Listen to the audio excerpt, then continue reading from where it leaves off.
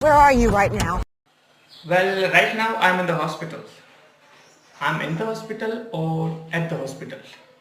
શું આવશે? ચાલો શીખીએ.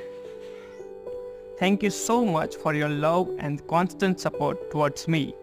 This is the 30th day of 30-day challenge of solving confusing words. Let's learn. In the hospital એટલે કે તમે હોસ્પિટલમાં એડમિટ હો, એટલે કે તમે હોસ્પિટલમાં દાખલ હોય ત્યારે તમારે યુઝ કરવાનો in the hospital. For an example, I have been suffering from fever for a few days, so now I am in the hospital.